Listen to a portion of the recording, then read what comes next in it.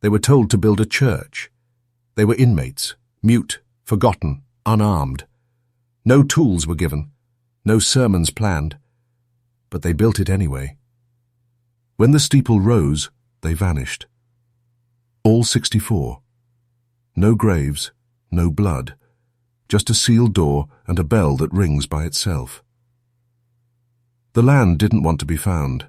It sat hunched in the hills of Pennsylvania, cold and sour, where even trees refused to grow straight. By the time the state purchased it in 1803, its history was already gone, burned from maps, stripped from memory, spoken of only in stutters. What remained was a hollow plain where compasses spun, animals fled, and frost clung to soil long after spring. No one built there because nothing stayed, and yet someone tried.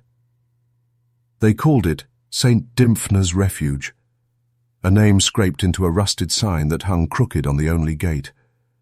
There were no guards, no town nearby, just the asylum, long and black and silent, settled into the land like it had been waiting. People said the wind stopped when it passed through the hill. That light didn't fall there the same, and that even the birds flew around it, not over. The state claimed it was a hospital for the meek and disturbed, a sanctuary for those who frightened society with their stillness. But no physician ever registered, no letters arrived, no one left. And when carts brought the first wave of inmates through the snow, there were no chains, just silence. They stepped down onto the frozen earth, looked up at the blank face of the asylum, and disappeared into it like they'd always belonged. Locals kept their distance, but still, they watched.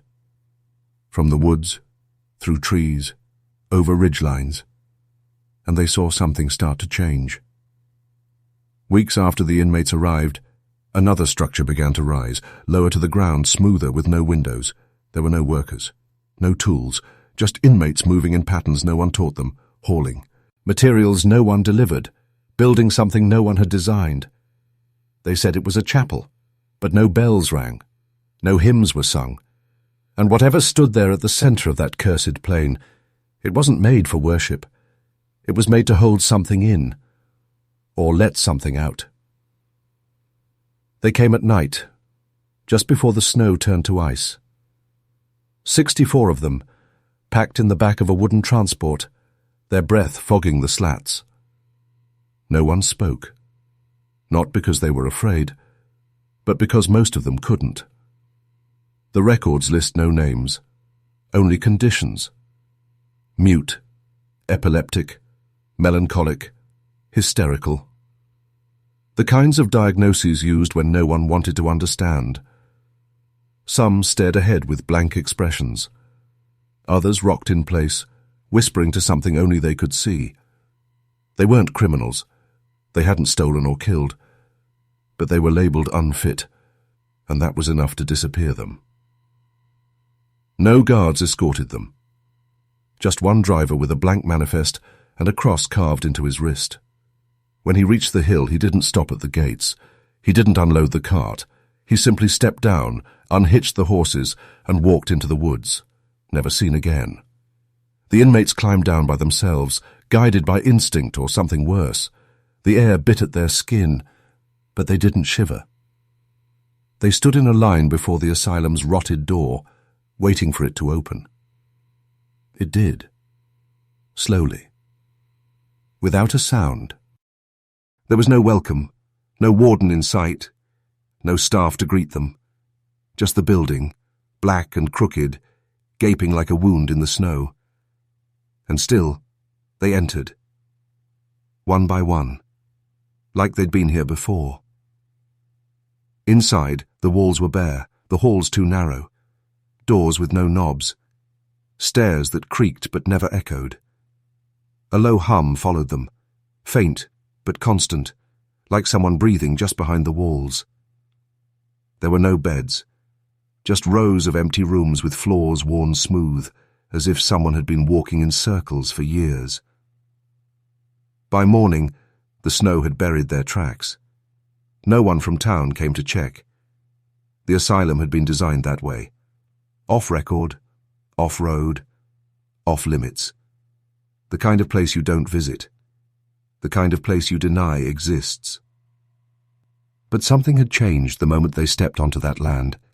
Some of them started sleepwalking, others scratched symbols into the frost-covered windows, and one woman, locked in a room alone, began humming a melody that hadn't been heard in over a century. No one had taught her, no one had spoken it aloud, yet she knew every note. It would be the first sound the walls absorbed. It would not be the last. No one ever saw the warden arrive. There was no carriage, no signature in any ledger, no welcome from the town. Yet within days of the asylum opening, he was simply there. A tall figure in a black wool coat, his face always in shadow, always turned just enough that no one could describe it. The asylum's sparse paperwork bore no name, no title, just a symbol. A crude black cross pressed into the corner of every page with ink that bled through the paper. That cross was the only proof that someone oversaw the place, and it appeared without explanation. No mail ever left the hill. No correspondence ever arrived, yet the black cross returned again and again, like a brand, absolute, silent, final. Town clerks who tried to inquire were ignored. Surveyors sent to chart the property never returned their reports. One retired shortly after, eyes wide, refusing to speak of the trip. When pushed, all he said was that the ground was already claimed, just not by anything living. Even state inspectors, sent after a quiet scandal involving the unexplained disappearance of 2 former asylum directors, refused to climb the hill. One stood at the base, stared up at the main building for 3 full minutes, then turned back without a word, resignation letter in hand before he even reached town. Inside the asylum, the warden never spoke. Not to the inmates, not to the few hired hands who briefly worked the grounds before vanishing from payroll. He appeared at dusk, moving from room to room, silent as the breathless air. His footsteps made no sound, his shadow stretched too far. Some claimed he didn't eat, others swore he never blinked. But all agreed on one thing. The building seemed to breathe differently when he passed through it, like it was holding something in or out. The inmates, though fragmented and broken, recognized something in him. They didn't cower or beg. They stood straighter when he approached. One woman even reached out to touch the hem of his coat, and immediately fell into a catatonic state she never emerged from. The rest watched her in silence. Not one screamed. Not one asked why. They simply resumed their pacing, their whispering, their etching of unknown shapes into the walls. He never gave an order, never lifted a hand. Yet 3 weeks after his first appearance, the inmates began preparing the land for construction. A second structure, not part of the asylum, not listed in any plans, but something inside them already knew where it should stand.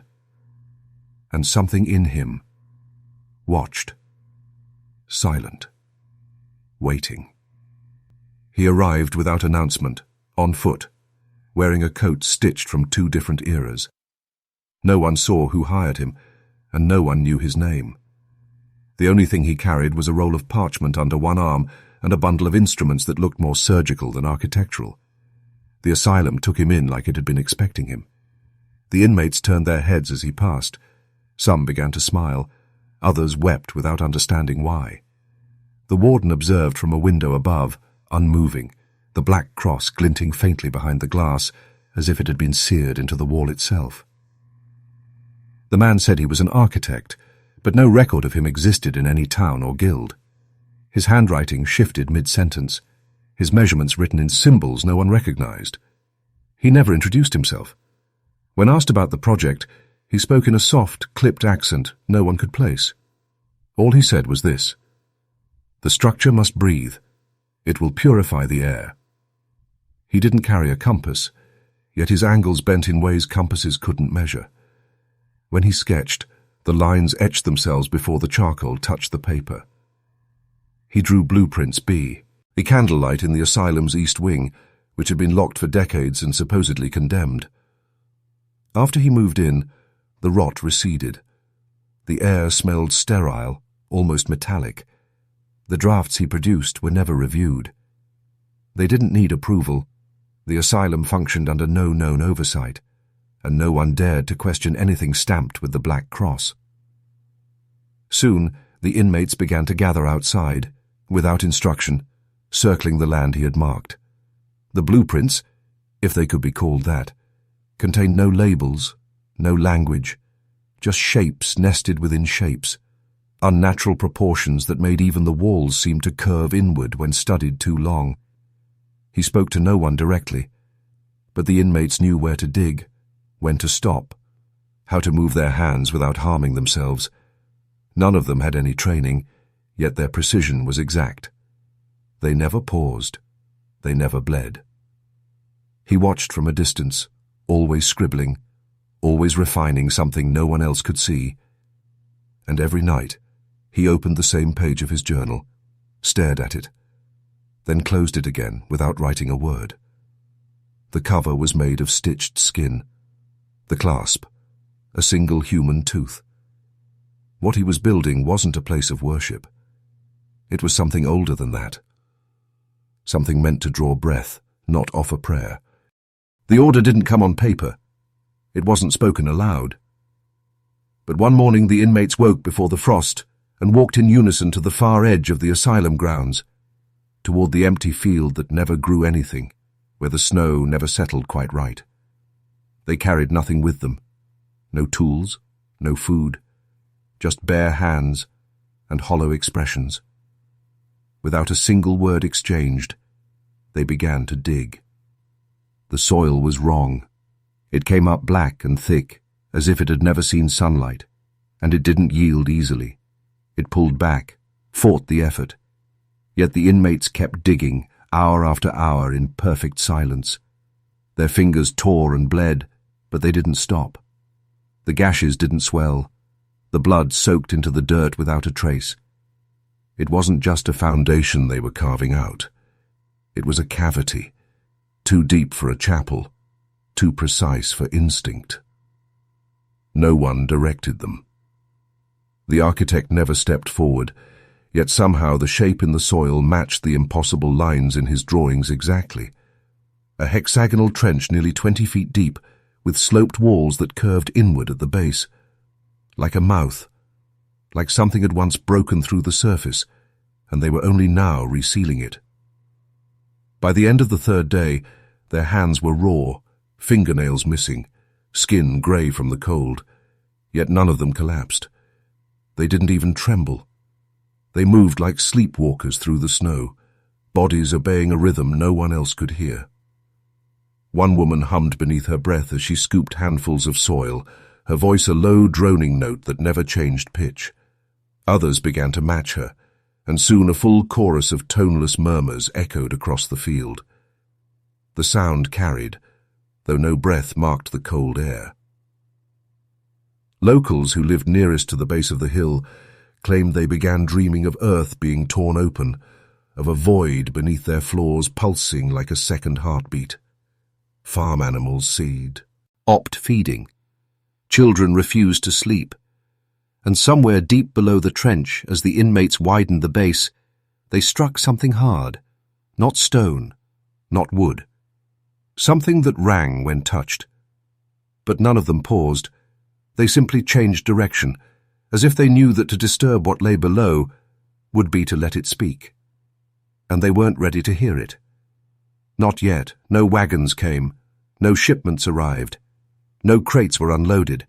Yet, as the trench deepened and the foundation took shape, materials began to appear. Wood, though no trees had been felled. Stone, though no quarry lay within miles. The strangest part wasn't that these supplies arrived without warning. It was that they didn't behave like any known matter. The wooden beams were smooth and pale, knotted in ways that resembled muscle tissue more than bark. When split, they didn't crack. They peeled, long curled strips like shavings from something still alive. And when held close to the ear, they emitted a faint ticking, like a heartbeat slowed to near stillness. The inmates shaped it without saws. No chisels, no hammers, no blades. They ran their hands along the beams and the wood yielded. It bent for them, moulded under pressure, like clay that remembered being a tree. Door frames formed with no joints. Arches curved impossibly wide without support. No sound accompanied the construction. No thuds, no creaks. Only breath and murmur and that relentless rhythm that pulsed beneath the soil. Then came the nails, sharp, glinting things that held beams together at unnatural angles. They weren't metal. They were bone, human by the look of them, some long and slender, like ribs, others small and square, like molars carved to a point. The jawbones of something ancient were repurposed into fastenings that refused to rust. One observer, a gravedigger who ventured too close before sunrise, later claimed he saw an inmate pull a piece of ivory from his own mouth and drive it into wood without pain. The witness lost his hearing within days, not from the sound, he insisted, but from the silence that followed. No blueprints guided their hands, yet every wall rose to the same impossible height, every joint locked with inhuman precision. The structure took form rapidly, and yet none of it seemed rushed. It was as if the building remembered itself, and only needed to be recalled. By the end of the second week, the frame was upright. No one had spoken, no one had left, and no one had bled since the digging stopped. The architect stood at the edge of the clearing, watching with his hollow eyes. He did not smile. He did not nod. He simply traced the air with one crooked finger, as if following the outline of something already there, just beneath the surface. It began subtly, as most horrors do. At first it was mistaken for wind, soft and distant, brushing across the hills near dusk. But wind doesn't breathe, and this sound had rhythm.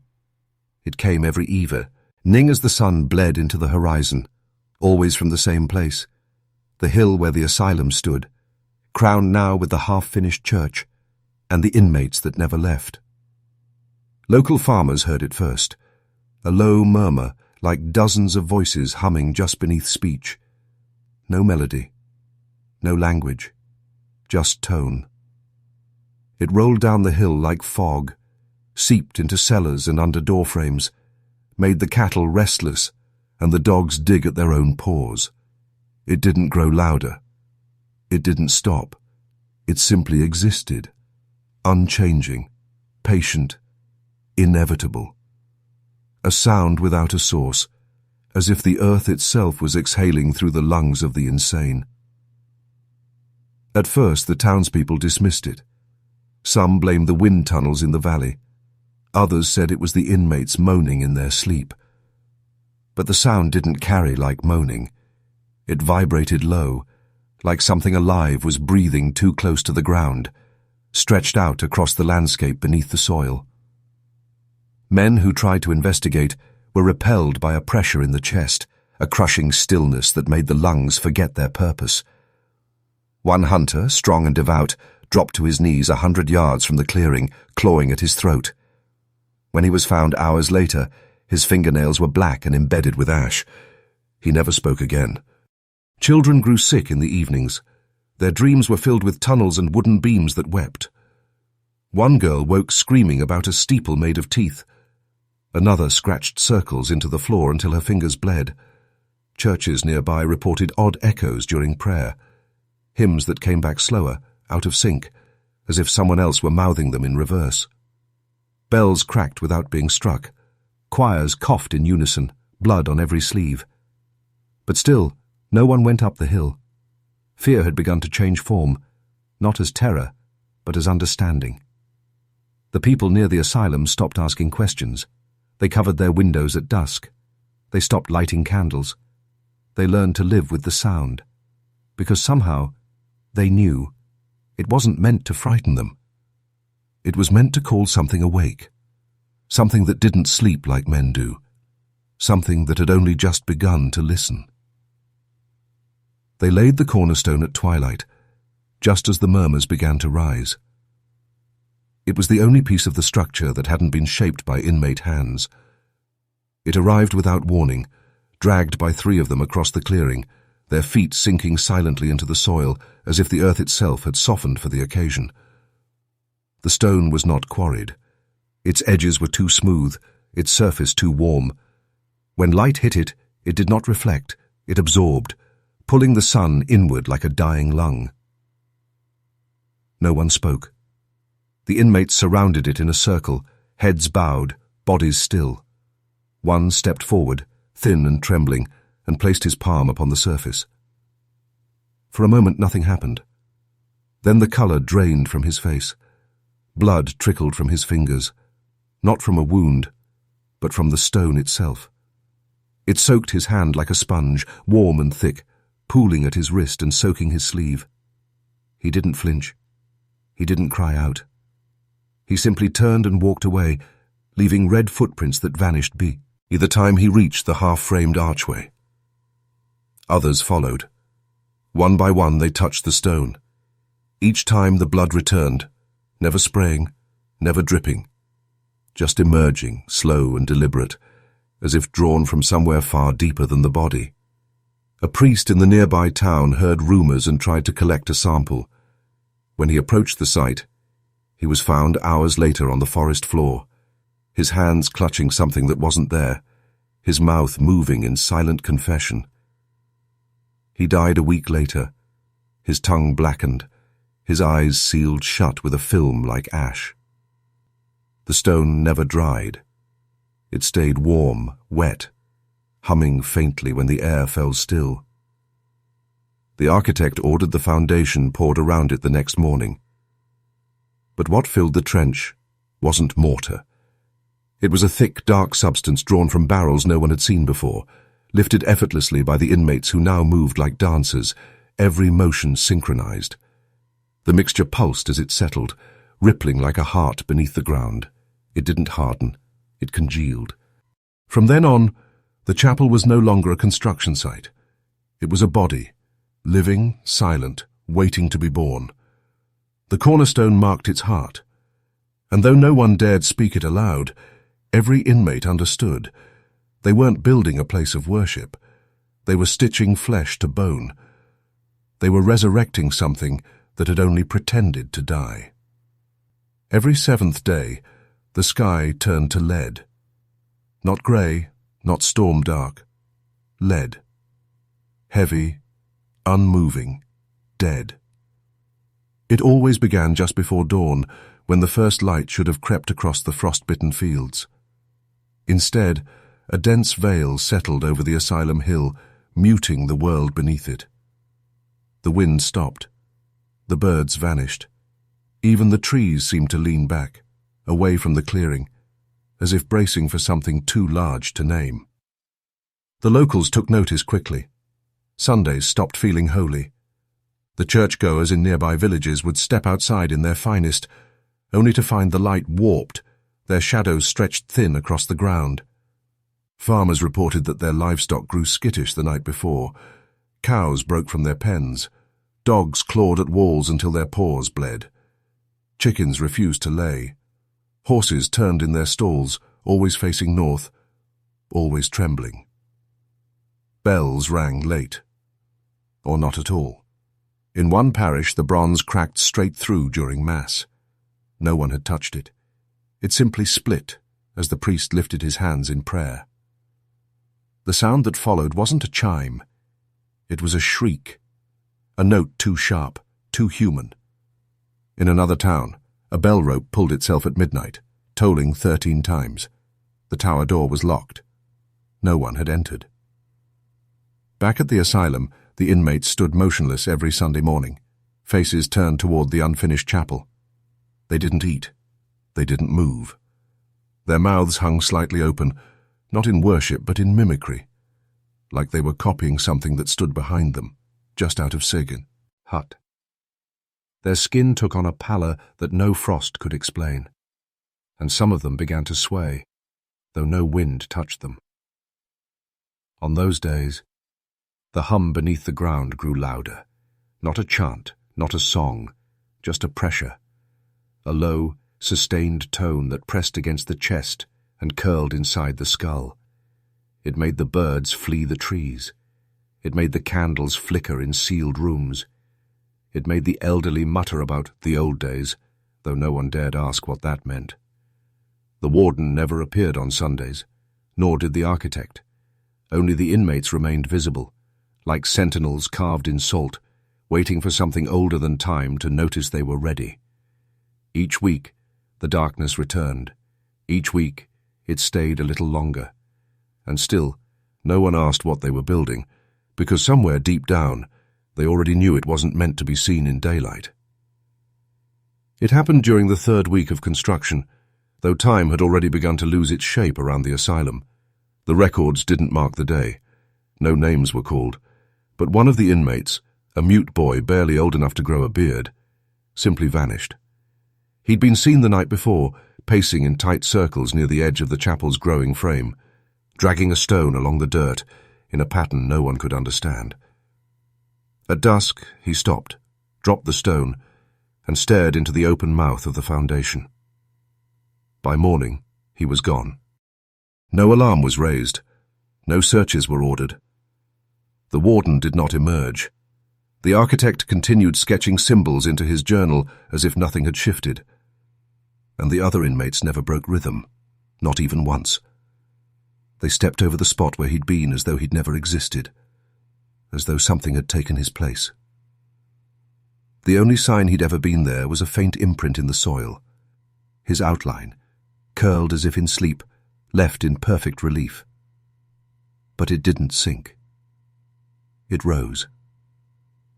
A shallow mound shaped like a body, flush with the ground but too defined, as if the earth had memorized his bones and pushed them up in reverse. What disturbed the few watchers from the woods more than the disappearance was what followed. That morning, the chapel's frame had grown, subtly, unnaturally. The beams that had reached only 10 feet the night before now climbed nearly twice that. No scaffolding, no footprints, no evidence of tools or effort, just growth, like a plant fed in secret, like hunger satisfied in the dark.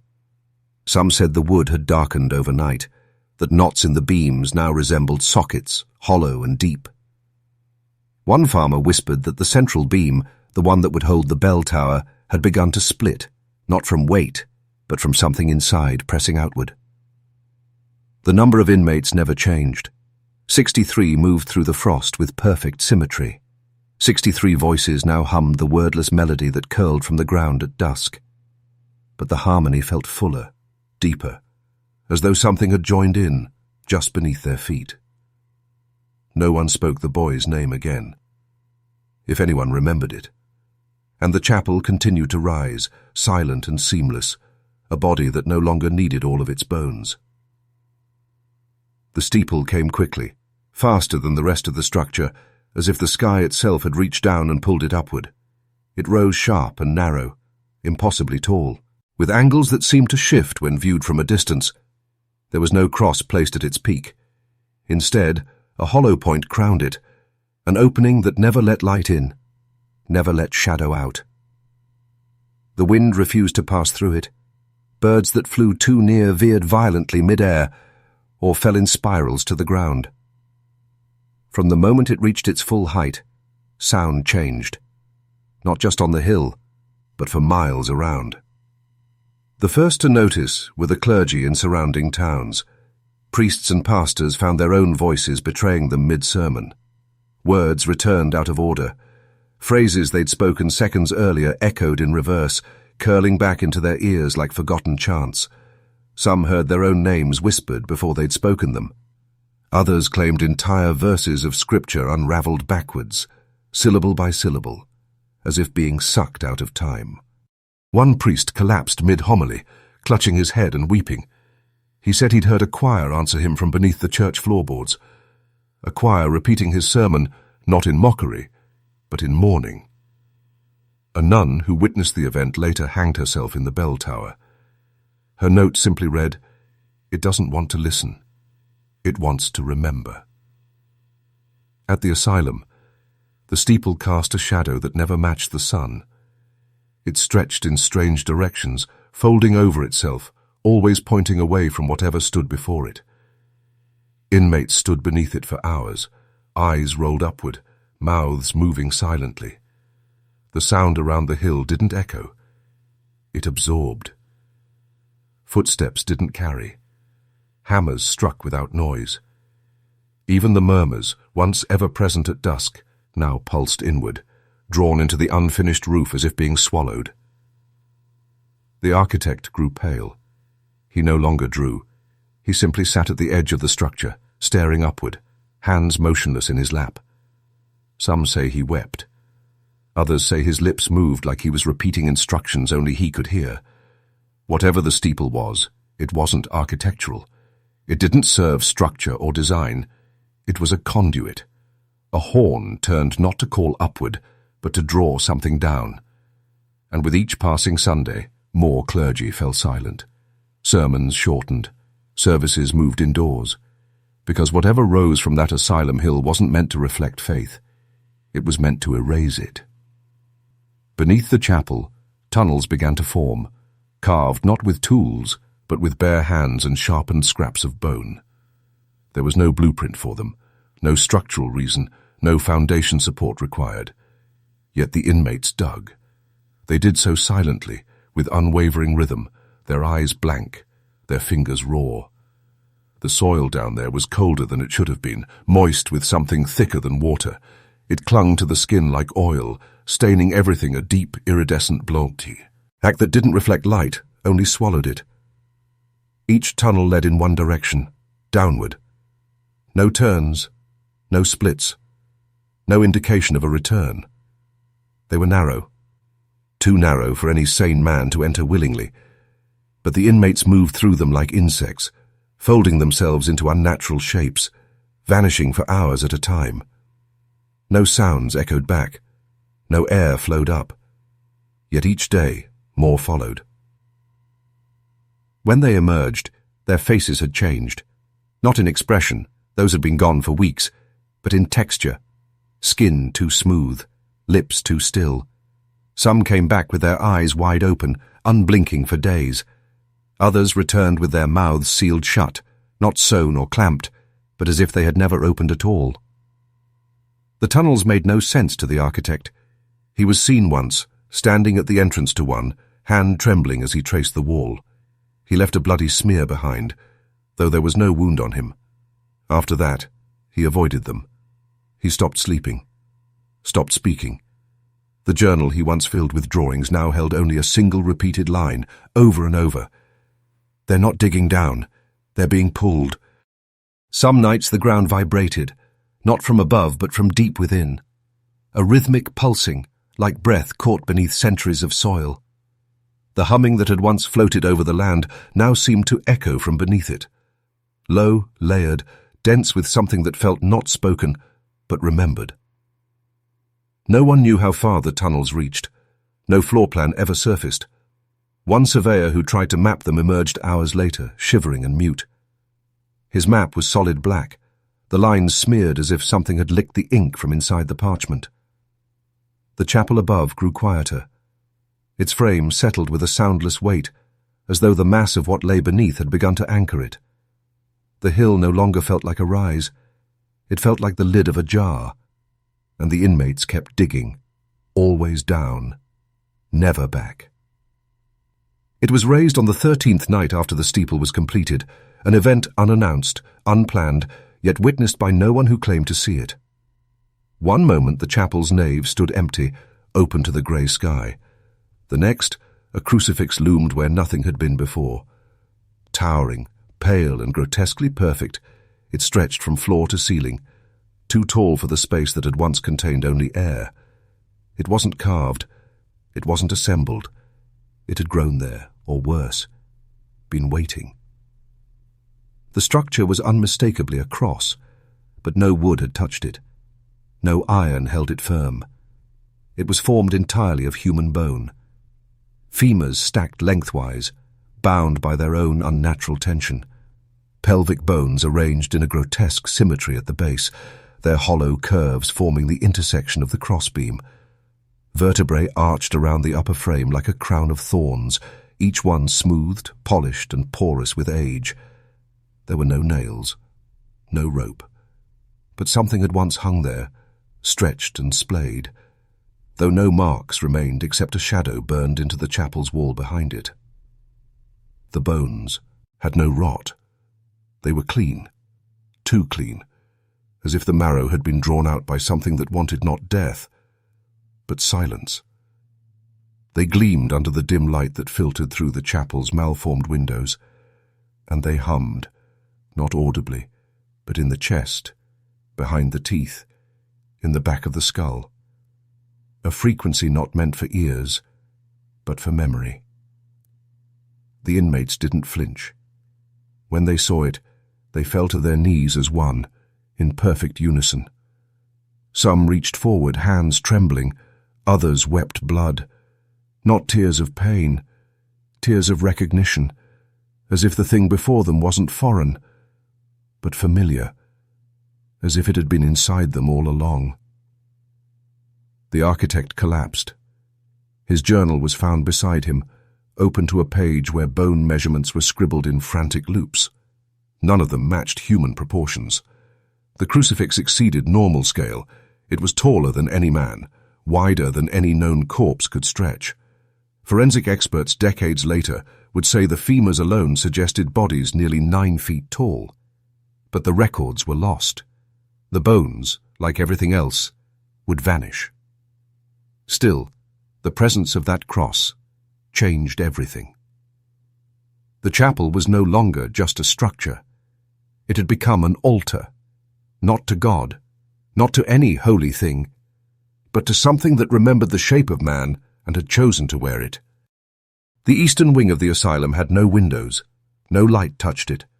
The walls were thicker there, built from a different stone, darker, smoother, cold to the touch, even in midsummer.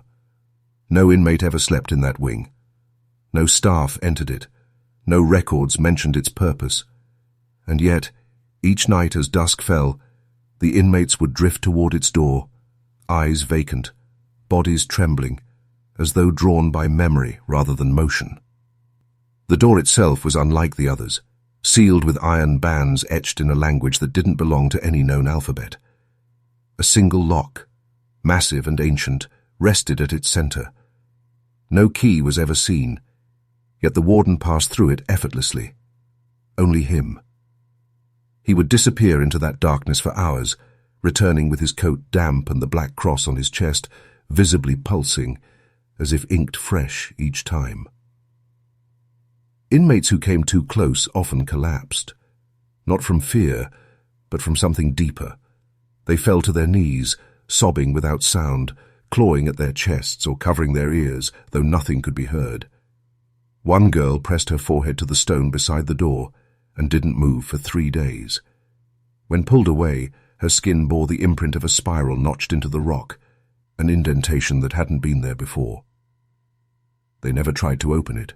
They never knocked. They simply returned again and again, as if the door whispered promises only they could hear. Promises of something beyond suffering, beyond silence. Staff who remained spoke only once of what they heard behind the wall. A sound like breathing, but wrong. Deep and distant, with the rhythm of something too large to exist in the narrow corridors of the asylum.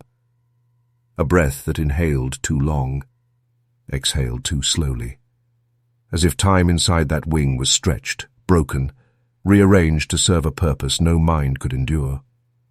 One physician, driven by curiosity or madness, broke protocol and attempted to enter.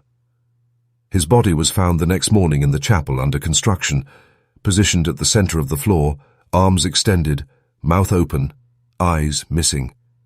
There was no blood, just 2 perfect circles carved into the wood where his pupils should have been. The warden said nothing. He didn't punish. He didn't acknowledge the death. He simply walked past the weeping inmates that night, stepped into the sealed wing once again, and closed the door behind him. The sound it made wasn't a click or a creak. It was a heartbeat, and it didn't stop. It happened on the coldest morning of that cursed spring, though no frost had touched the ground. The air was heavy, thick with pressure that made candles bend inward and lungs tighten with each breath. The inmates gathered in the half-formed nave of the chapel, unspoken, unled, but all present. 63 in number, each barefoot, each staring blankly at the altar where the bone crucifix loomed like a relic of something never human. There was no priest, no gospel, only the warden, standing at the edge of the apse, hands behind his back, face unreadable in the dim. They called it a baptism, but there was no font, no bowl, no chalice, not even a drop of water. One by one the inmates stepped forward, and one by one they knelt. No words were spoken, no symbols drawn. The warden reached forward, motioning just above their foreheads, never touching, and yet, when they rose, they were soaked. Drenched, hair plastered to skin, robes heavy with moisture that left no puddles on the floor. The air remained dry, but they shivered violently, some convulsing, others weeping.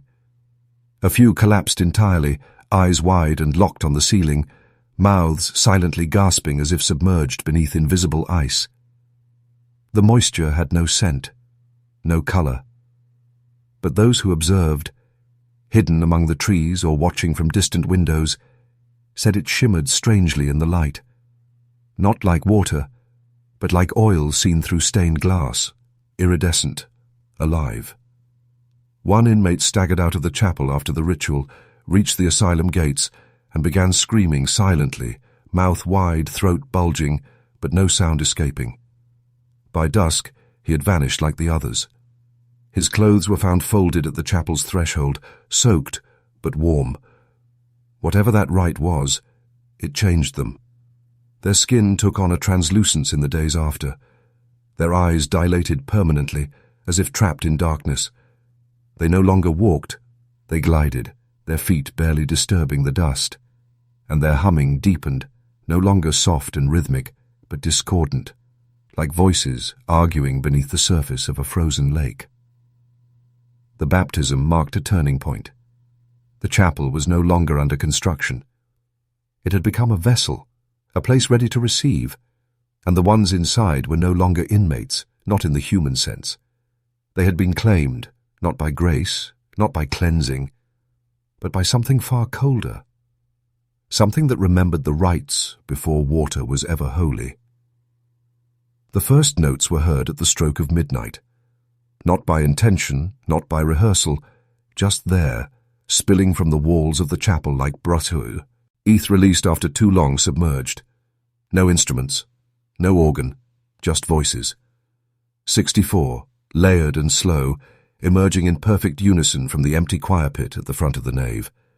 Witnesses from the asylum's second floor, who peered down through warped window panes, saw nothing, no figures, no movement, only shadows trembling across the floor, as if cast by things that should not be casting anything at all. The voices sang in a language no one could name, not Latin, not tongues, something older. The cadence wasn't prayerful, nor was it mournful. It was clinical, measured, like a dirge composed by something that didn't understand sorrow but could imitate its shape. And every night it returned, at the same hour, in the same rhythm, the same 64 voices rising from nowhere. Then came the counting. A local scholar, half mad and obsessed, came to the hill each night and documented what he heard. He brought tuning forks, charts, phonographs, none of which functioned in the chapel's shadow. Still, he counted. First by tone, then by timbre. He confirmed what no one wanted to believe. 64 distinct voices, each perfectly separated, none repeating. But on the 7th night, he paused mid-note. His fingers trembled. He returned home early, white-faced, and refused to ever speak again. His journal recorded it. 63. The next night, 63 again. One voice had vanished. And though the music remained seamless, something had shifted. The harmony was colder, thinner, like the absence of breath where breath had once been. And those who dared approach the chapel during the song claimed the air inside vibrated differently, heavier, as though the missing voice had not gone silent, but had been swallowed. No inmates were reported missing. 63 still walked the grounds. But one, always the same, stood still during the day, eyes closed, mouth sealed, not sewn, not forced, just gone, smooth skin where lips had once been, a face that did not speak, did not eat, only stared when darkness came. The choir continued each night, 53, and though no mouth moved, the sound carried, across the hill, through the woods, into homes where no sound should travel. The song was not worship. It was a calling. And with each voice lost, the call grew sharper, like a wound learning to sing. There was no declaration, no ribbon cut, no priest summoned, no hymn to sanctify the place. One morning, the warden simply stood at the chapel's entrance with his gloved hand resting on the final beam. No tools in sight. No workers present. Just him. And something behind the door that breathed slower now, as if pleased. Without a word, he stepped aside, and the doors closed on their own, and no latch clicked. No seal dropped. They simply met in the middle like lips closing after a final word had been spoken. The church was done. The inmates did not cheer. They did not rest. They knelt. All 63, their heads lowered, facing the chapel from a distance, like worshippers unable to enter the thing they'd built. Their bodies swayed, not in fatigue, but in a rhythm that matched the heartbeat now pulsing faintly through the ground. Even the trees on the hill's edge began to curl inward. Sap bled from their bark like tears. The final nail had not been driven with a hammer. It had not even been seen. But everyone felt it, like a pin pushed through the center of the world. A moment of absolute stillness. And then, a chill. Not just cold, but the kind of temperature that forgets warmth ever existed. Fireplaces in town wouldn't catch flame. Breath turned to frost indoors. Mirrors cracked without cause. Clocks stopped for exactly 13 minutes. Animals across the countryside screamed at once. Then silence. Horses went blind. Milk curdled in unopened bottles. One farmer opened his barn to find every chicken dead in a perfect circle around a broken compass. And the hill itself changed. The grass blackened. The wind circled instead of passing through. Light bent slightly around the steeple, as if avoiding direct contact. Those who looked upon it for too long reported a low thrum in the teeth and dreams of drowning in stone. The chapel did not invite. It repelled, not with menace, but with certainty, as though it now served a purpose too old for questioning. The architect disappeared that same day. His journal left behind contained only one final line, scrawled in a shaky hand at the bottom of a page smeared with ash. It was never built. It was remembered. The nail had sealed more than wood. It had closed something ancient. And now the hill was holding its breath. The sun was expected. The horizon waited for it. But on that morning, it never came. The sky remained the color of wet ash, frozen in a pre-dawn stillness that defied time itself. Roosters didn't crow. No light filtered through the branches. The clouds hung lower than before, thick and unmoving, like a shroud laid over the world. Even the birds, those that hadn't fled, remained silent in their nests, eyes wide, as if they too understood that something had broken in the sequence of days.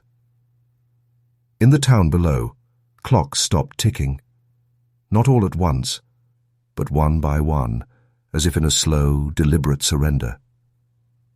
The asylum's old tower clock, long cracked and rarely observed, began to tick in reverse.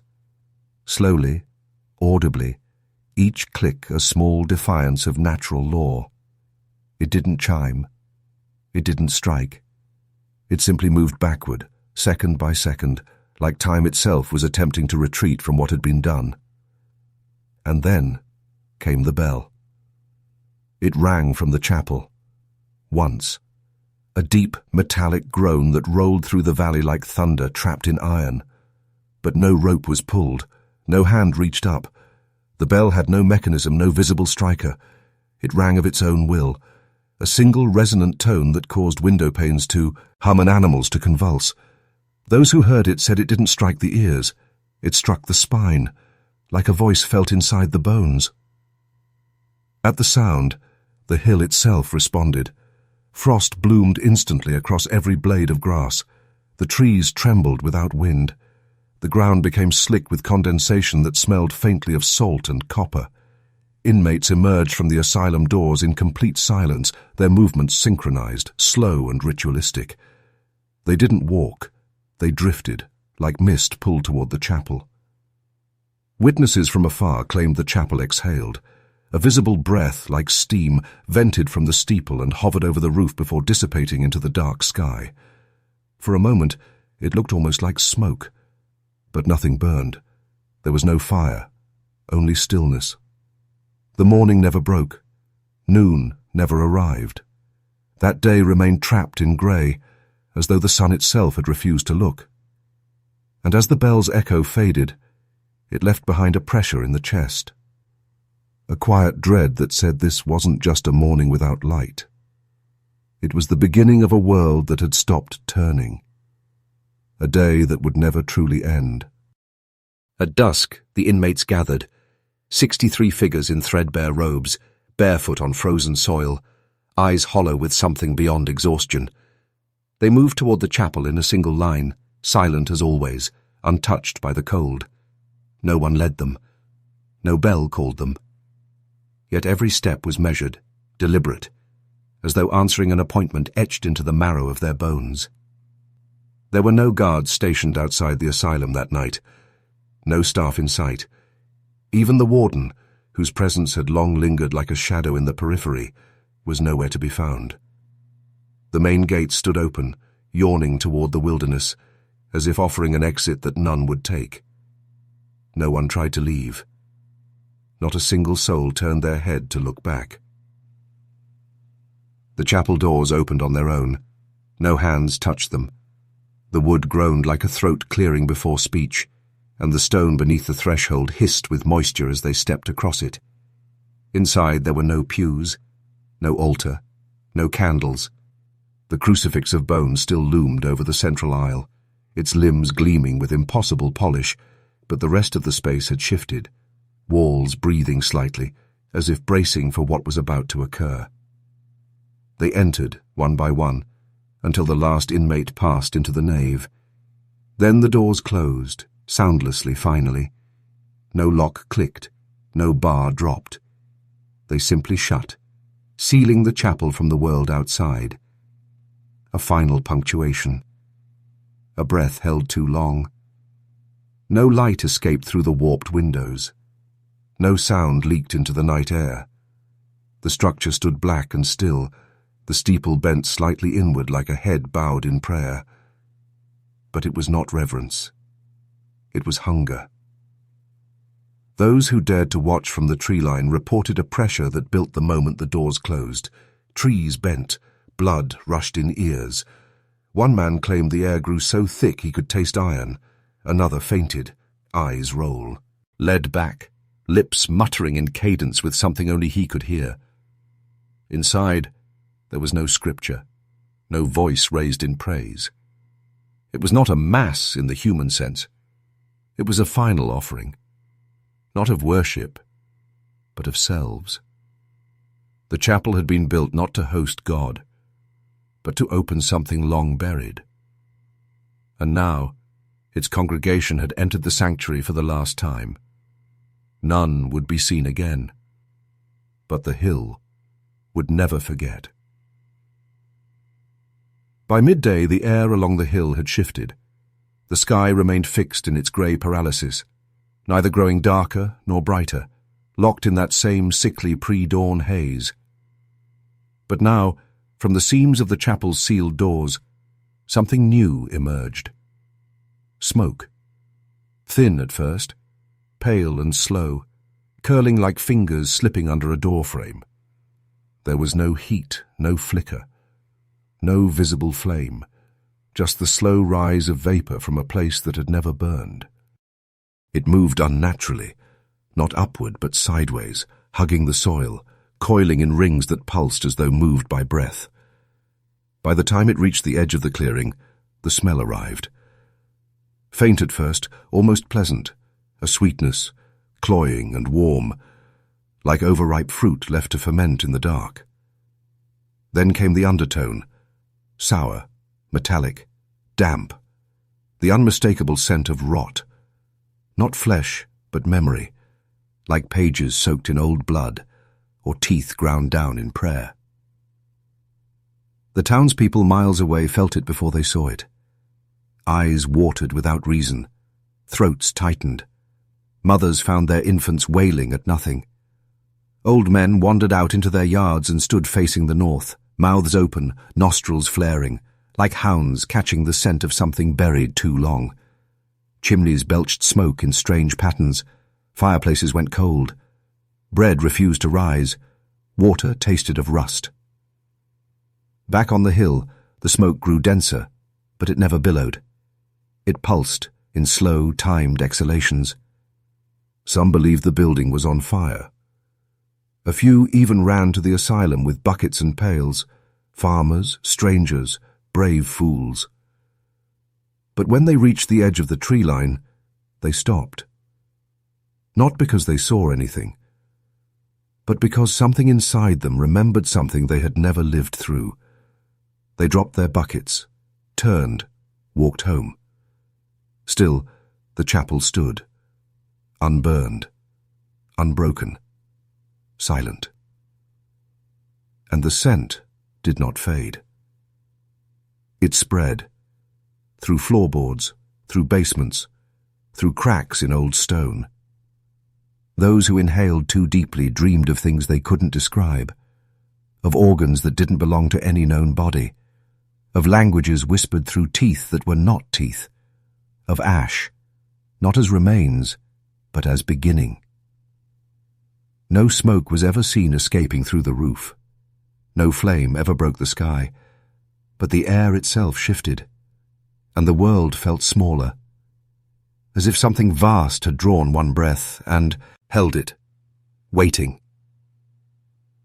Just after midnight, the steeple ignited.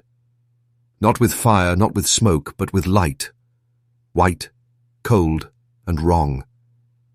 It bloomed silently from the hollow tip of the chapel's crooked spire, piercing upward into the sky like a needle through flesh. It cast no shadows. It flickered in no pattern. It did not pulse or sway. It simply appeared, stretching into the unmoving clouds, vanishing into the grey above, without illuminating a single thing around it. It was not the light of fire. It was the light of absence, bleached, artificial, ancient. The sort of glow one might expect beneath the ocean floor, in chambers never meant for human sight. From the farms below, the glow looked like a star had landed, but colder, heavier. A few came out to watch, entranced. One farmer, curious and drawn, made the mistake of staring too long.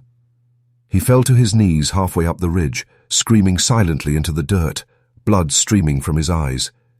His pupils were gone. Not burned, not scarred. Gone. Smooth sockets remained, as if they'd never held vision at all. He lived, but never spoke again.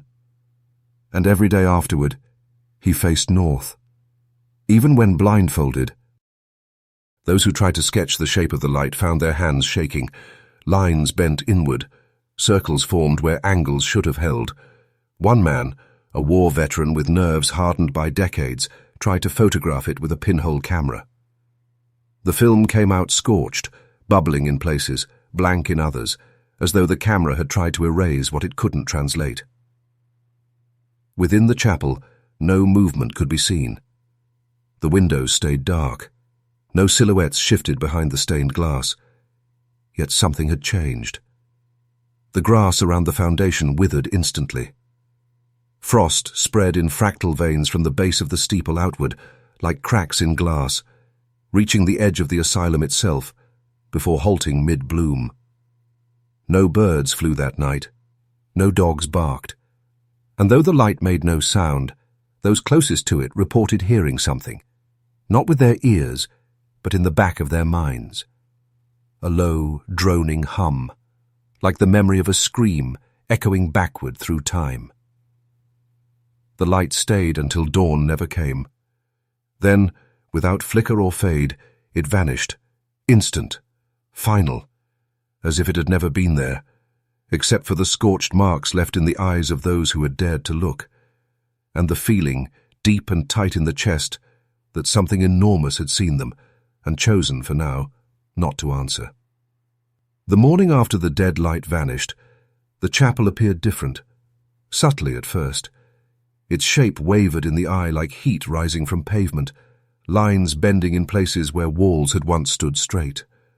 The wood groaned, not with age or wind, but with rhythm, as if the building itself had begun to inhale. Locals, watching from the tree line or the ridges beyond the field, claimed the walls swelled outward in slow, measured pulses. The chapel expanded with each silent breath, stretching at the seams, the steeple dipping slightly as the entire structure rose and fell. It looked alive, like an enormous lung learning how to breathe through architecture. No air escaped, no doors opened. But the motion was unmistakable. Animals in the valley fled. Flocks lifted in erratic spirals. Horses reared at invisible threats. One man, a skeptic, attempted to record the phenomenon from a nearby hill. He managed one sketch before collapsing, face pale, nose bleeding. He had drawn the chapel mid-expansion, but on the page, the shape bore no resemblance to a building. It was circular, ribbed, spined, like something that had never been built by human hands, like something that had always been buried and now wanted out. Then, suddenly, it stopped. A violent exhale, though no wind followed. The wall snapped inward with a sickening, soundless shudder. The steeple buckled, not from force, but like it was bowing, and the chapel collapsed. Or so it appeared. The ground shook. Dust rolled outward. Boards split and scattered. For a few fleeting seconds it looked as though the entire structure had imploded upon itself. But when the air cleared, it was still there, untouched, unbroken, perfect. Not a single beam had fallen. Not a single panel misplaced. It had not collapsed. It had contracted. And no one came out. The chapel remained sealed, as silent as it had been the day before, yet heavier now, as if what had once been hollow had been filled. Whatever lived inside no longer needed to breathe like men do. It had learned something deeper. It had changed shape. People in the valley began speaking in hushed voices, not of haunting, but of gestation. The chapel hadn't been destroyed. It had grown, briefly, terribly, like something testing the size of its own body, and finding it, finally, fitting. They came just before dusk. 3 funeral wagons, creaking along the frostbitten path that led up the hill. No one knew who sent them. No notice had been given. No names had been called. Yet the drivers, gaunt and silent, guided their horses with the solemn pace of men who believed they were late to something very old. The wagons were empty. No caskets, no linens, just straw scattered across the floorboards, crushed in places, as if something weightless had already been carried. The townspeople watched from a distance, breath held, hearts pounding. The wagons did not stop at the asylum gates. They circled the chapel once, slowly, respectfully, and then turned back, retreating the way they came without a word, without a sound. Dust kicked up behind them, but none of it settled. It vanished into the windless air like smoke caught in a bottle. Whispers spread. Some believed it was a ritual, others a warning. But one man, a priest from a village 3 miles east, refused to accept silence. He had long spoken out against the asylum, decrying it. Its secrecy, its corruption, its rejection of the sacraments. When he saw the wagons return untouched, he took it as a final offense. And so, armed with crucifix, holy water, and unwavering certainty, he made his way to the chapel. He didn't make it to the door. 20 feet from the threshold, he stumbled. His hands went numb. He dropped his book. By the time he bent to retrieve it, his breath was hissing between clenched teeth. Witnesses from the ridge described what happened next with trembling voices. The priest fell forward, convulsing. His mouth opened to scream, but no sound emerged.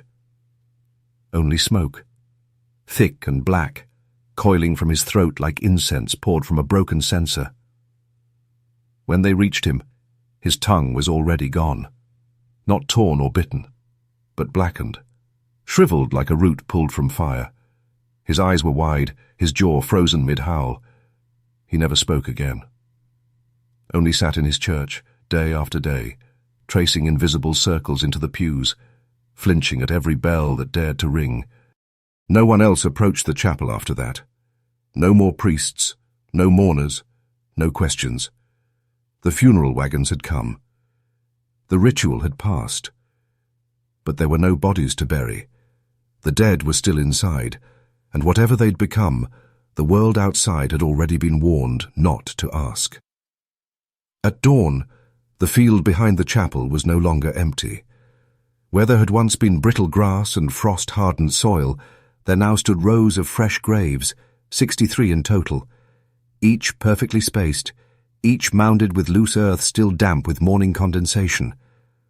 No footprints surrounded them, no tools were left behind, no sound of digging had been heard in the night, but the ground had been disturbed, turned from within as if by hands working upward, not down. There were no headstones, only slabs of pale stone placed at each grave's head, smooth and blank, untouched by chisel or hand. They looked ancient, worn not by weather, but by time that didn't belong to this place. Each stone emitted a low warmth when approached, and some claimed they could hear faint humming when standing near, like a lullaby forgotten but still repeating beneath the soil. The townspeople didn't speak of the graves. They saw them, they knew what they meant, but none dared approach. Not after the priest, not after the wagons. Some whispered that the ground had always wanted to be a cemetery, that the hill had waited patiently for bodies it could keep. Now it had them, even if they hadn't been buried in the usual way. The chapel had closed its doors, and the earth had made its own memorial. One old woman, half-blind and long dismissed as mad, was the only one to walk the rows. She moved slowly, stopping at each grave, placing a cracked coin on every stone. When asked why, she said nothing, only that the coins were to pay for forgetting. That night, she vanished. Her home was found undisturbed, a kettle still warm on the stove, her bed untouched. But 64 graves stood behind the chapel the next morning. That final mound was smaller, shallower, like something had been rejected. Some who lived nearby began hearing voices from the field, not from beneath the soil, but just above it. Soft, overlapping whispers that stopped the moment they were focused on. The stones remained blank, but one farmer swore he saw a name flicker briefly across a marker before fading back into smooth silence. The name was his own. The cemetery continued to expand slowly after that, inching outward from the chapel as if guided by something underground. The grass never grew back. The earth remained soft, and no matter how many graves appeared, the count never changed. 64. Always. as if something beneath still remembered the missing voice in the midnight choir. It began just after sunset, as the sky froze once again into its now familiar haze. Neither day nor night, but a sickly limbo that clung to the chapel like a second skin. No birds called, no wind stirred. Even the trees surrounding the grave-filled field stood rigid, branches trembling as if bracing for impact. Then the tone began. Not a melody, not a chant. A single pure note, deep and unwavering, as though struck from some buried instrument beneath the chapel's foundation. It came not from the steeple or the bell, but from everywhere at once. It vibrated through the hill, through the trees, through the bones of those who heard it. People in nearby villages dropped their dishes, grabbed at their ears. Dogs howled and fled. Horses tore from their stalls. Wolves in distant woods lifted their heads and screamed. The sound was relentless. It didn't rise or fall. It didn't pulse. It simply held, perfectly even, with no tremor, no breath, no break. For 7 hours, it did not waver.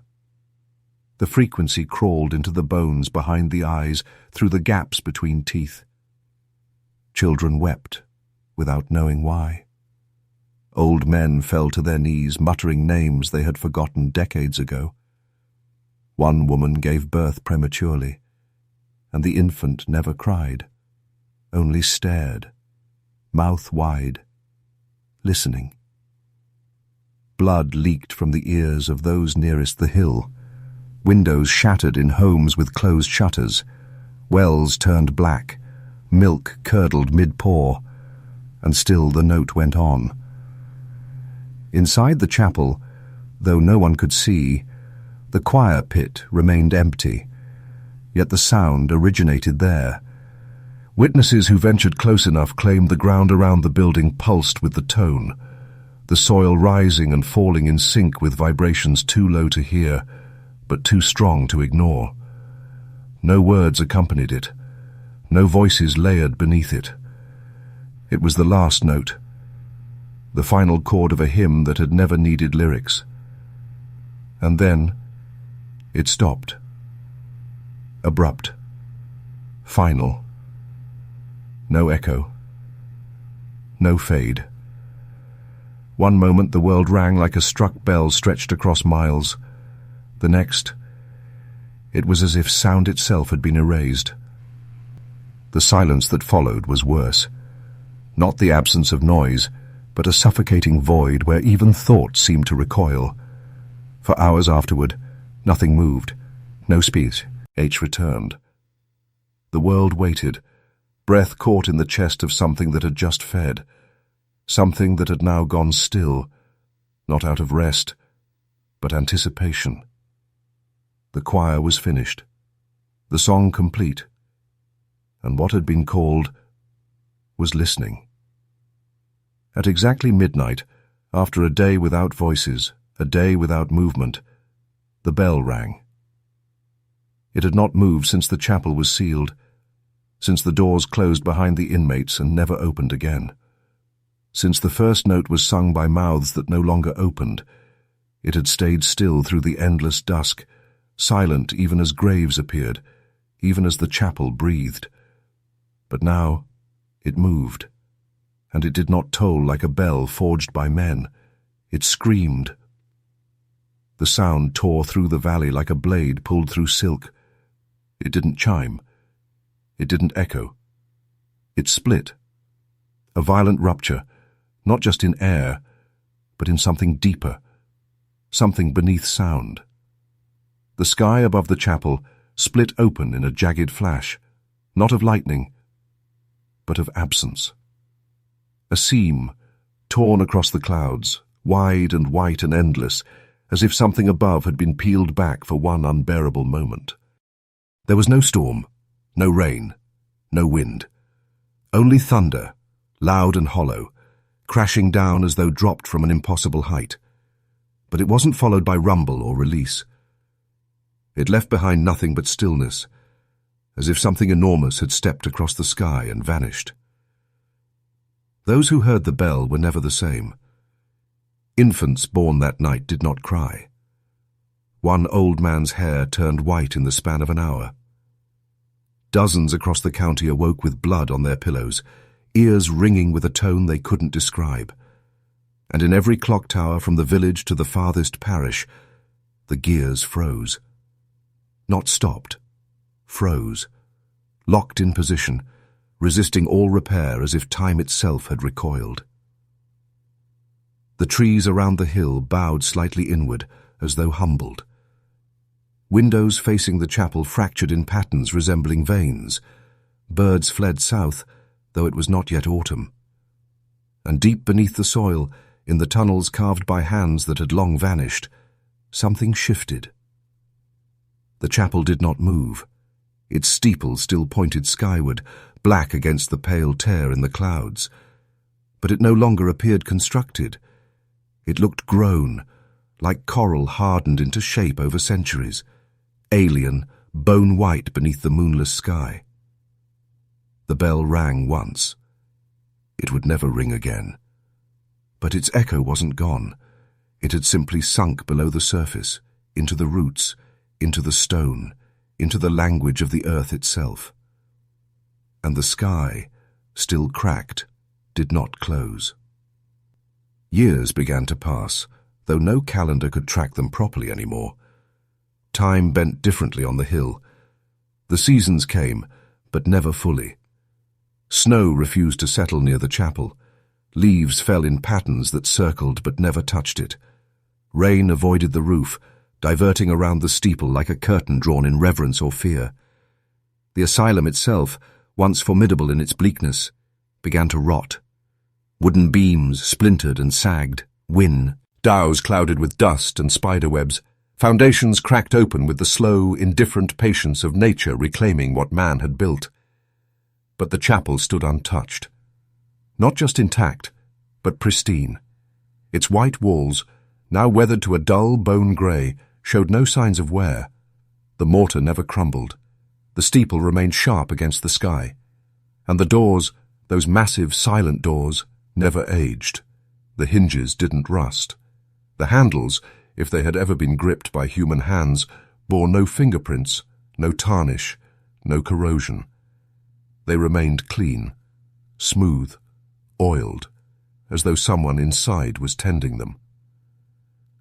Locals who dared to climb the hill in the years that followed always stopped before those doors. Not from fear, from reverence, or perhaps recognition. No one ever tried to force them open. No one knocked. They simply stood a few feet away, breath held, waiting for some sound, some sign that the chapel had moved on, or that what was inside had gone quiet. But the doors remained sealed, unmoving, as though listening. Attempts to destroy the chapel failed. Fires wouldn't catch, axes splintered. One brave soul brought dynamite, swearing to erase it from the hill. When he lit the fuse, the flame simply vanished. The device remained inert. He was found days later, wandering the fields, speaking a dead language, and refusing to touch wood ever again. Those doors became legend. Not a threshold, but a symbol of a choice that had already been made, of something waiting with infinite patience. Scholars tried to study the structure, but their instruments malfunctioned near the threshold. Compass needles spun, clocks stopped, cameras blackened their film, and always the doors loomed, unchanged, untouched by time, untouched by decay. As the rest of the asylum collapsed around it, the chapel remained. Silent, whole, watching. The doors needed no guardian. They were the seal. The final breath drawn before speech, the pause before the name of something too old to be spoken was said aloud. And they waited, not for someone to open them, but for the moment when they wouldn't have to. It was nearly a decade after the chapel was sealed when they came. 6 men and 2 women, cloaked in black and gold, bearing crucifixes and Holy Writ. Missionaries, they called themselves. Sent not by Rome, not by any recognized order, but by a quiet collective of clerics and scholars who had read too many half-burned letters, followed too many redacted paths on forgotten maps. They believed the chapel was a wound. They believed it could be sanctified, healed, claimed.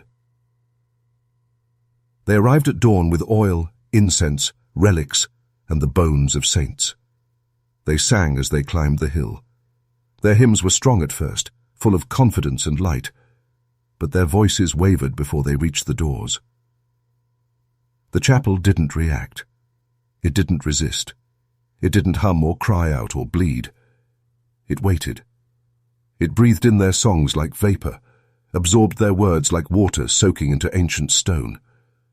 The missionaries were allowed inside. The doors opened, not by force, not by miracle, but by consent. What happened within those walls was never written, not by those who entered, not by those who watched.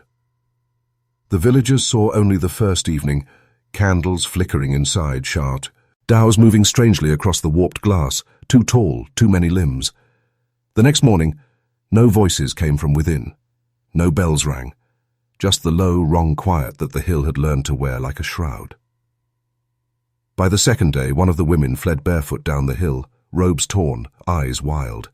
She spoke no words, only sobbed into her own arms until her voice broke. A second missionary was found wandering the edge of the woods, muttering fragments of reversed scripture, pressing a dead rosary into the mouths of animals. By nightfall, all 8 had vanished, 7 fleeing into the forest without shoes, the 8th nowhere to be found.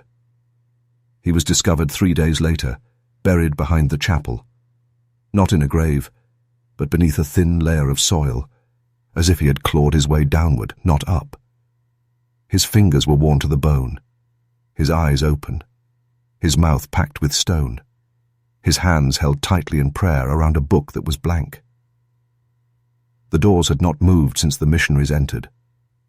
But now, the earth around the chapel had darkened. The grass would not grow, birds would not land, and no one ever attempted to bless the ground again. Whatever sanctity had been brought to that place had not been welcomed. It had been consumed, and the chapel had digested it in silence.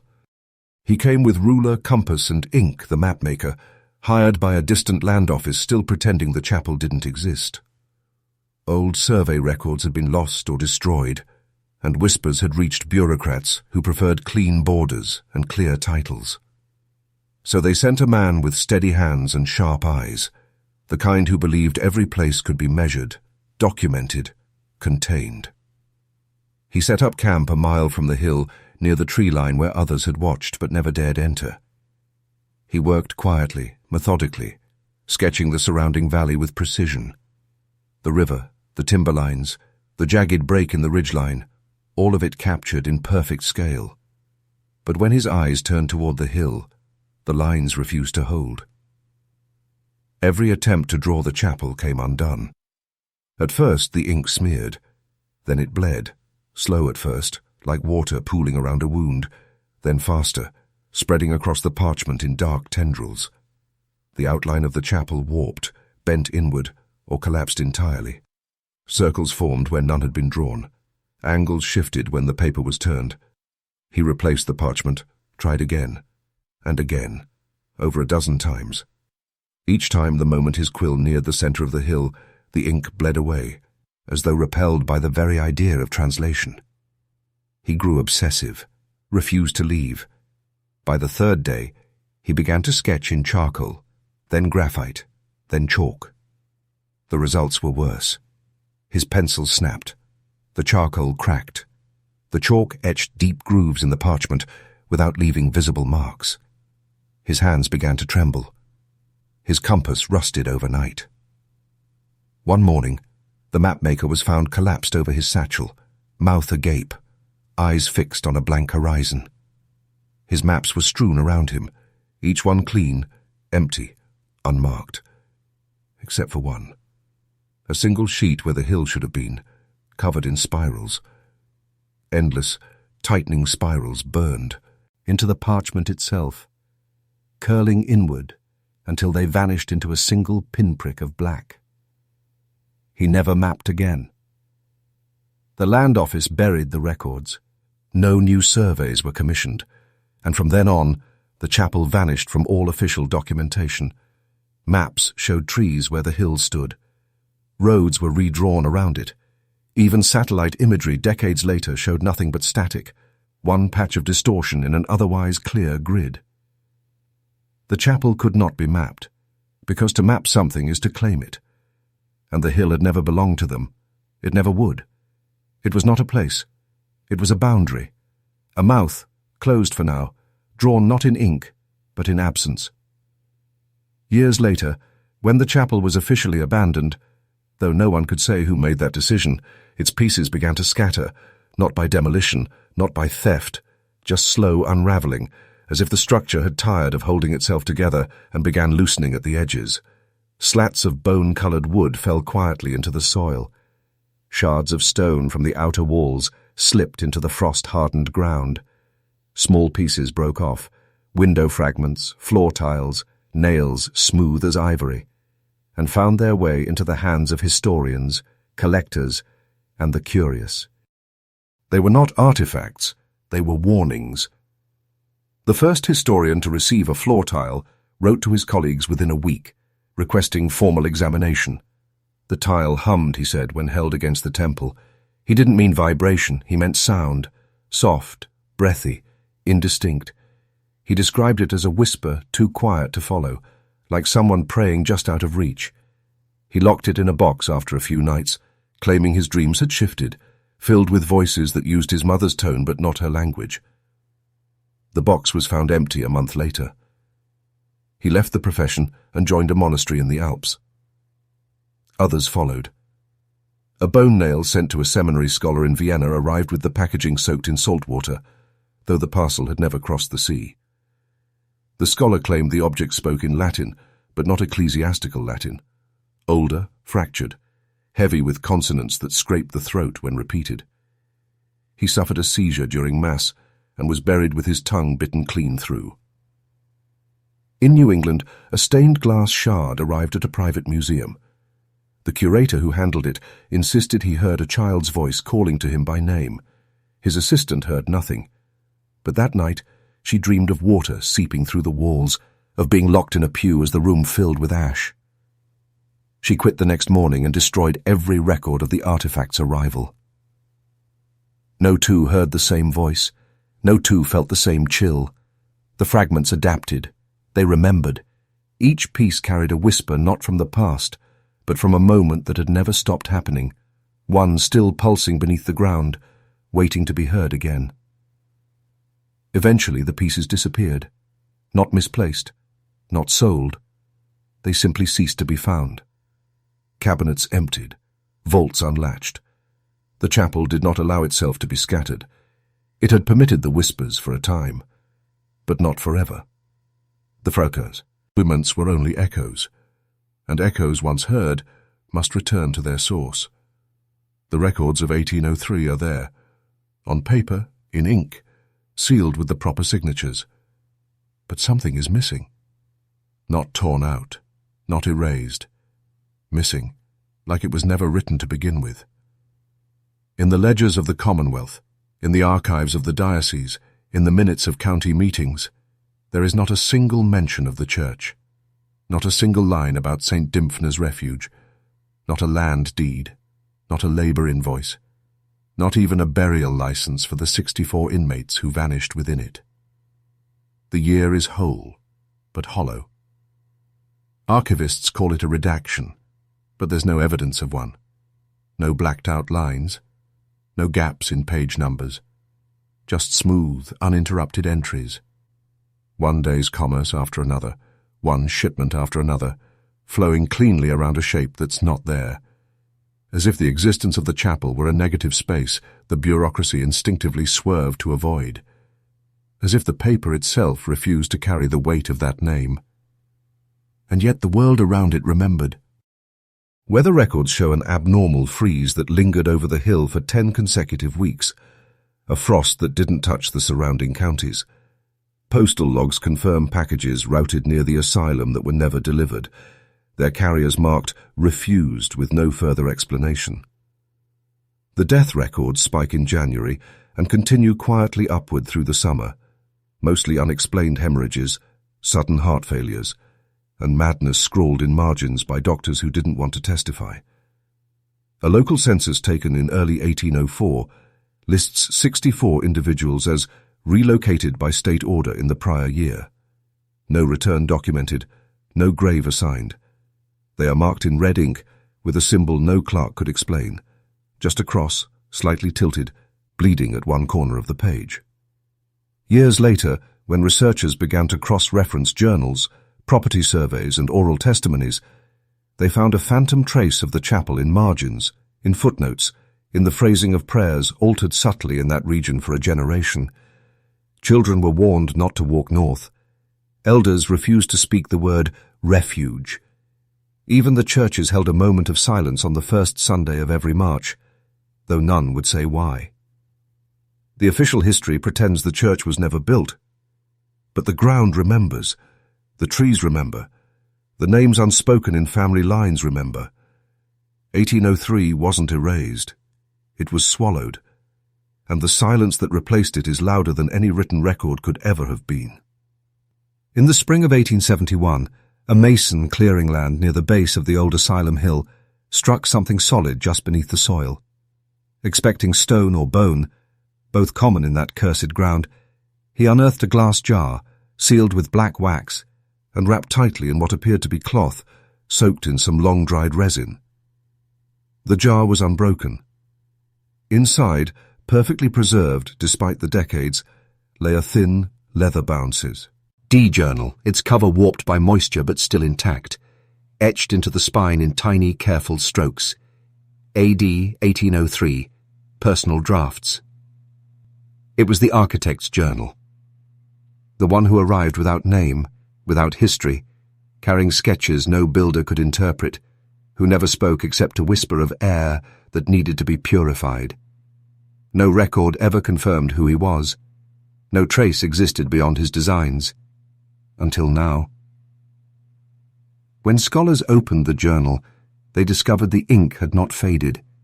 The pages were covered in looping script, meticulous, deliberate.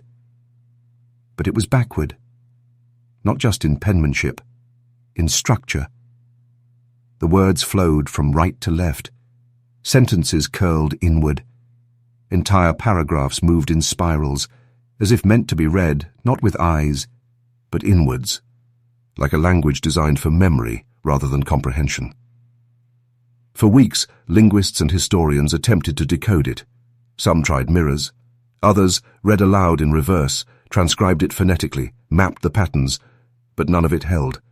The writing was coherent only to individuals, and even then, only briefly. Each reader described something different. Some said it was a prayer, others a confession.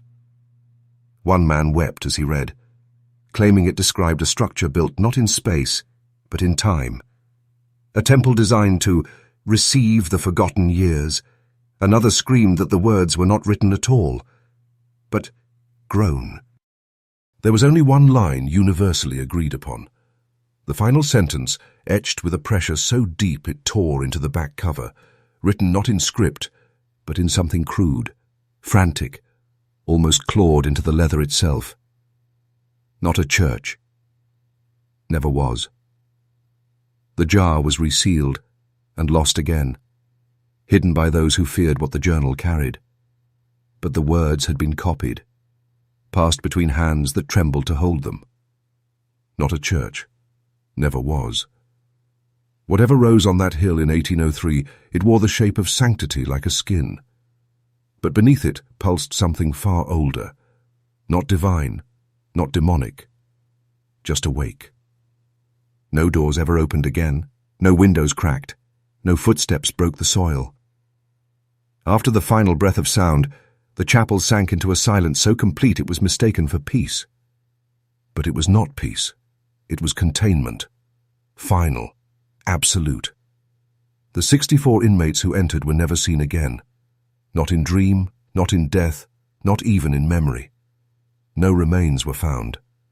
No markers appeared beyond the faceless stones that still stand like frozen tongues. The chapel remained untouched, sealed in posture, forever mid-prayer. But the land around it withered. Trees rotted from the inside. Grass refused to root. Animals circled but never entered. The wind stopped. It did not shift or change. It simply forgot to exist. Like the very air had agreed not to stir, fearing it might carry the name of something still listening beneath the chapel floor.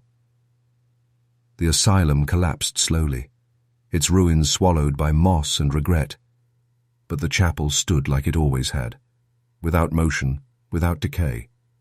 Those who tried to catalogue the region found their pens dried mid-sentence. Those who praise, yet near it found their voices fading into stillness. No one ever attempted to break the doors again. They didn't fear death. They feared the sound it might make when it opened. Generations passed. Roads were rewrote, maps erased. Even the stories grew thin, like voices receding down a long, lightless corridor. But those who live near the hill know. They avoid it without saying why. They build their fences wider. They leave their churches open, never locked, never sealed, because they remember what it means when a door closes and never opens again. The chapel never crumbled. It never decayed. It simply remained. A wound that healed without scarring. A place that was never a church. Not truly. Not ever. Just a shape made to be familiar, so something else could come through. And that silence? It isn't absence. It's waiting. If this story stirred something you weren't ready to remember, if the silence stayed too long, if you've ever wondered what else was buried beneath our history and why we were told to forget it, then follow the path. Subscribe to the Macabre Record. There are more doors, and some are already open.